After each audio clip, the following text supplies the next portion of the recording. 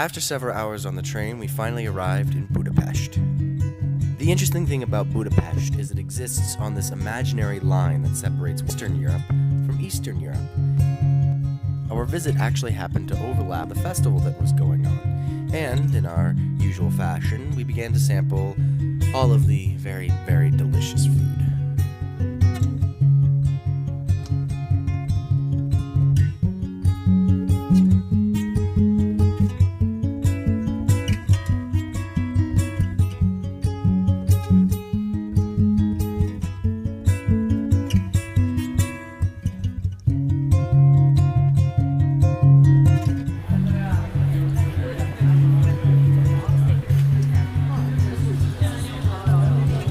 Something else we did was to travel to the northern part of the city to try the thermal baths.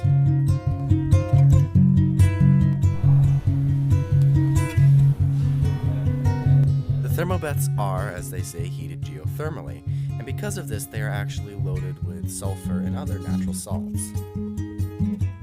Because of these natural salts, it makes it a very popular attraction for those seeking alternative healing options.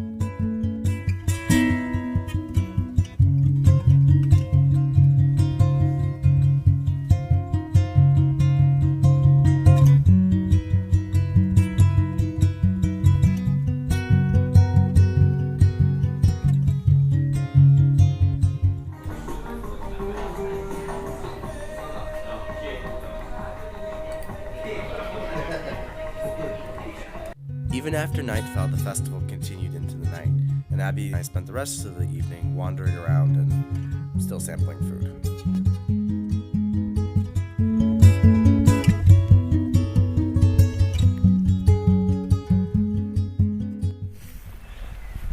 So we finally made it to Vienna, and the place where we're staying is like up on the top of one of these kind of rises that overlooks the city. Not really a mountain. It's not tall enough to be a mountain. Yeah. Just a short kilometer hike. But yeah, it'll be nice to have a day off to just rest. It's been a long journey so far.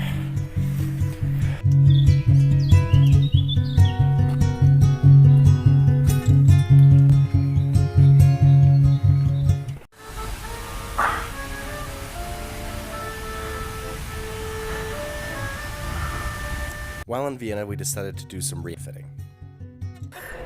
So Abby's backpack finally has bit the dust. It is so uncomfortable for her to wear, so we finally just bit the bullet and I've lost too much weight. I need extra padding. say extra padding, and the system we bought to get it in the States, it would cost probably 2 or 3 times what we paid for it over here, so it was a good deal. So Awesome. It's so much more comfortable. yeah. Yeah. There's so many fancy features.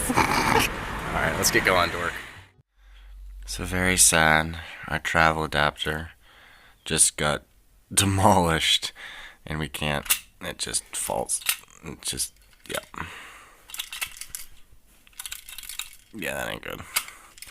So, we are now down travel adapter, which is our only source of power. So, emergency this morning, have to find an adapter or we will be without power. But we still have the solar charger. We have the solar charger, yeah, but that doesn't work very well. Crap.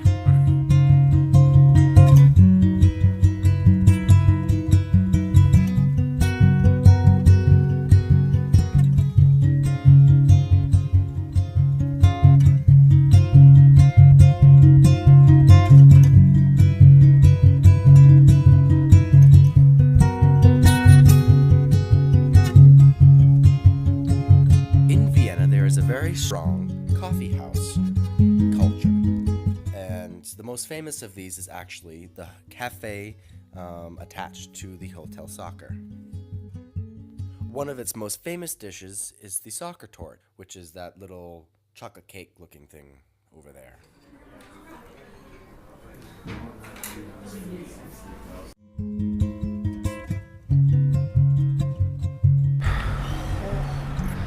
It's just better. Oh my gosh.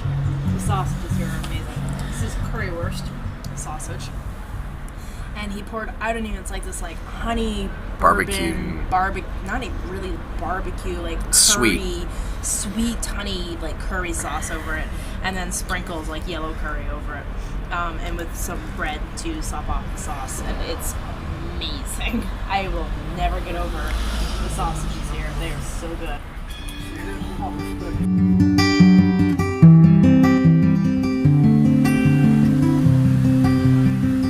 Abby really wanted to see was the Spanish riding school, which unfortunately I couldn't get a lot of footage of because their attendants kept coming around and harassing me.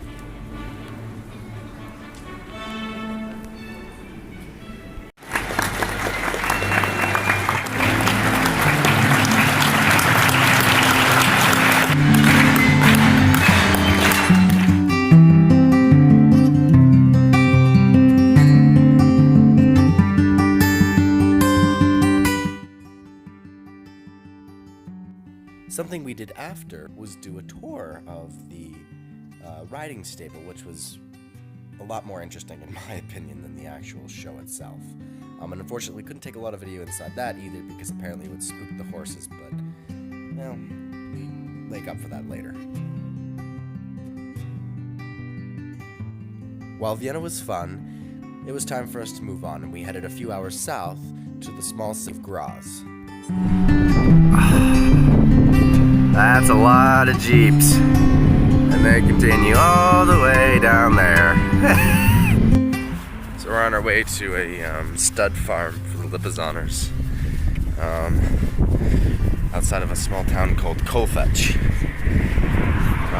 It's the Piper stud farm. That'd be interesting, but it's a 1.5 mile walk up a mountain, and it's windy, and it's very cold, and both of us were stupid again. And I'm wearing shorts and a t-shirt, and she's wearing shorts. She's wearing shorts and a sweater, so she's not having the best time. Yeah, we ended up saying screw it and just went back, but we did return the next day. So we got kicked off by a train, off of a train. For the first time. Yeah, for the first time. Claiming that it was the URL was invalid on the train, but it doesn't quite seem right to us because we've used the same company a couple of times and they've always accepted it, and then we kind of confronted her, and we've used the exact same train a couple of times, and then when we confronted her, she got really, really angry and just should only let us pay with cash. Only would let us pay with cash, wouldn't let us pay with a credit card. Got really, really defensive about it and started yelling and swearing at us in German. Okay, whatever, just get off the train. But an hour later, and hopefully we'll actually have a nice train conductor who doesn't swear at us in German and try to steal our money.